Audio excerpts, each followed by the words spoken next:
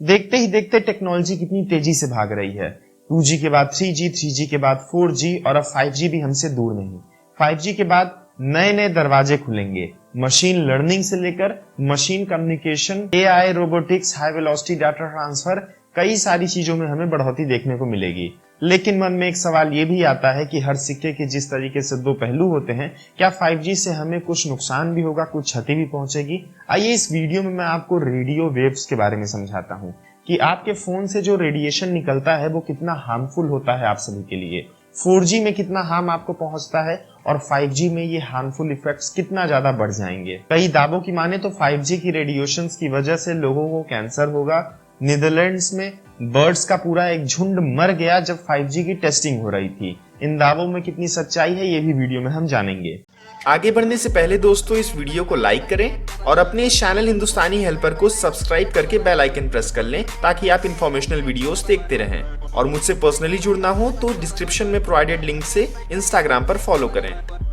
Hello नमस्कार, प्रयागराज से मैं प्रवीण मोहलिया इस नई वीडियो में करता हूं आप सभी का स्वागत। थोड़ा साइंटिफिकली आपको समझाने की कोशिश करूंगा कि रेडियो वेव्स क्या होती हैं और आपके फोन से कितनी रेडिएशन निकलती है और अलग अलग रेडिएशन, अलग अलग वेव्स के प्रकार क्या होते हैं, उनका इस्तेमाल क्या होता है और किस तरीके से ये आपको क्षति पहुंचाते हैं। इसके लिए आपको अपने कंप्यूटर स्क्रीन पर ले चलता हूं, वहां पर सारी चीजें अच्छे समझाता हूं। बिफोर सेलफोन यूज आपका सर कुछ यूं रहता है और 15 मिनट यूज करने के बाद कुछ ऐसा हो जाता है। क्या ये सत्य है? हाँ दोस्तों, ये सही है, पर रेडिएशन से इसका कोई ताल्लुकात नहीं है।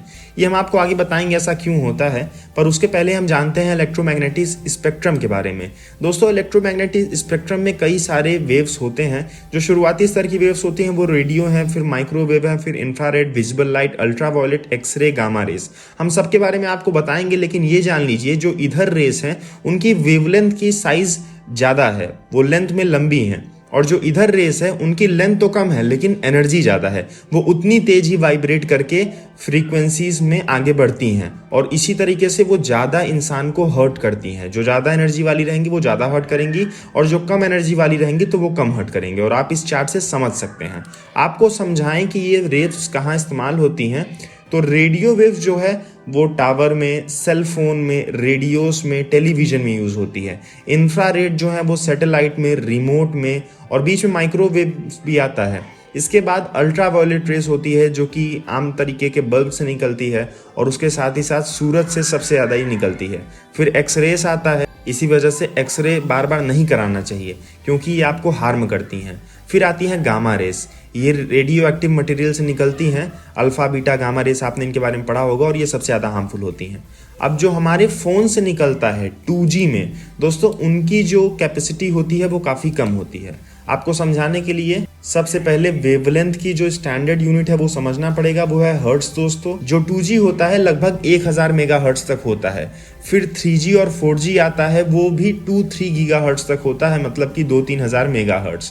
इसके बाद दोस्तों 5G की डेवलपमेंट हो रही है और अभी तक की जांच के हिसाब से 30 गीगाहर्ट्ज तक 5G की कैपेसिटी नापी गई है और इसके बाद भी अनुमान है कि 300 गीगाहर्ट्ज तक ये जा सकता है, लेकिन 300 गीगाहर्ट्ज से ज़्यादा नहीं जाएगा। अब 300 गीगाहर्ट्ज दोस्तों कहाँ सिमट गया है? इंफ्रारेड के पहले ही यहाँ पर 1 टेराहर्ट्ज आ गया है और 1 टेराहर्ट्ज में होते हैं 6000 गीगाहर्ट्ज। तो आप समझ सकते हैं कि हमारे लिए 5G की जो रेस हैं वो कितनी कम खतरनाक हैं। एक तरह से कहा जाए नेग्लिजिबल खतरनाक है, क्योंकि इसके बाद विजिबल लाइट आता है जो आम लाइट है, सूरज से निकलता है, ये बिल्कुल खतरनाक नहीं होता। तो सोचिए दोस्तों ये कितना आगे है अभी। और इसके बाद अल्ट्रावायलेट आता है और अल्ट्रावायलेट में एक पॉइंट के बाद वो खतरनाक होता है और इसके बाद से सब हमारे लिए खतरनाक है। तो अभी 5G बहुत पीछे है हमारे शरीर को खतरनाक रेडिएशन देने के लिए, तो आपको डरने की जरूरत नहीं है। ये प्रूफ हो जाता है स्पेक्ट्रम चार्ट से। इसको और बेहतर समझने के लिए नॉन आयोनाइजिंग रेस आपको समझना पड़ेगा। ये वो रेस होते हैं जो कि आपको हार्म नहीं करते और आयोनाइजिंग रेस वो होते हैं जो आपको हार्म करते हैं। इनकी शुरुआत होती है अल्ट्रावायलेट रेस से ही और जो 5G रेस है वो इंफ्रारेड के काफी शुरुआती स्तर से पहले ही होती हैं दोस्तों। तो फिर आपको डरने की जरूरत नहीं। इनसे ज्यादा खतरनाक तो विजिबल लाइट है आपके लिए और जो कि बिल्कुल खतरनाक नहीं है।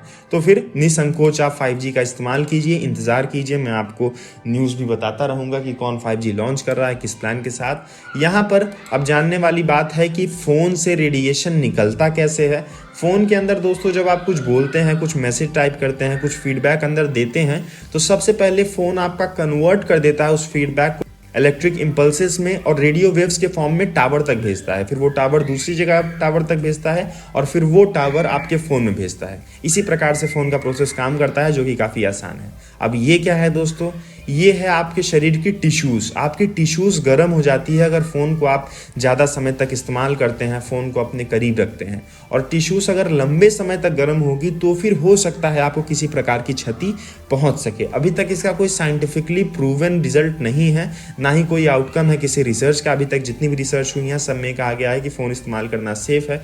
फिर भी लंबे समय तक इसके इस्तेमाल करने पे क्या होगा, जैसे कि 5 साल 10 साल, अभी तक कोई साइंटिस्ट इस पर कुछ नहीं कह रहे हैं, क्योंकि स्मार्टफोन को ज़्यादा प्रचलन में आए मुश्किल से 10 साल हुआ है। तो फिर कैसे कोई रिसर्च कर सकता है कि 5 साल 10 साल या 15 साल पे इसका क्या अनुमान होगा। फिलहाल के लिए इस वीडियो में इतनी जानकारी दोस्तों। मेरी आपसे रिकमेंडेशन होगी कि 5G 4G आप निसंकोच यूज़ करें, लेकिन कभी भी टेक्नोलॉजी को अपने ऊपर हावी ना होने दें। और यही बात यहाँ भी इम्प्लाई होती है। Hundreds of bird dead during 5G cell phone tower experiment in Netherland, लेकिन ये खबर फेक निकली। टेक्नोलॉजी को हम हावी होने देते हैं, न्यूज़ पे कम भरोसा करके सोशल मीडिया पे ज़्यादा करते हैं, इसी वजह से फेक खबरें सर्कुलेट होती हैं। टेक्नोलॉजी ही नहीं दोस्तों, कोई भी चीज़ हमारे ऊपर हावी होती है तो नुकसान ही देती है। किसी भी चीज़ का एडिक्शन न रखें, कंट्रोल में इस्तेमाल करें तो कोई दिक्कत नहीं। मुझे उम्मीद है ये वीडियो आपको पसंद आई होगी। इस वीडियो को अपने फ्रेंड्स एंड फैमिली के साथ शेयर जरूर कर दीजिएगा। ऐसे इन्फॉर्मेशनल वीडियोस के लिए हमारे चैनल को सब्सक्राइब करके रखें और किस बारे में आपको जानकारी चाहिए कमेंट करके हमें बताइए। फिर मिलेंगे किसी वीडियो में, दीजिए इजाजत। जय हिंद, जय भारत।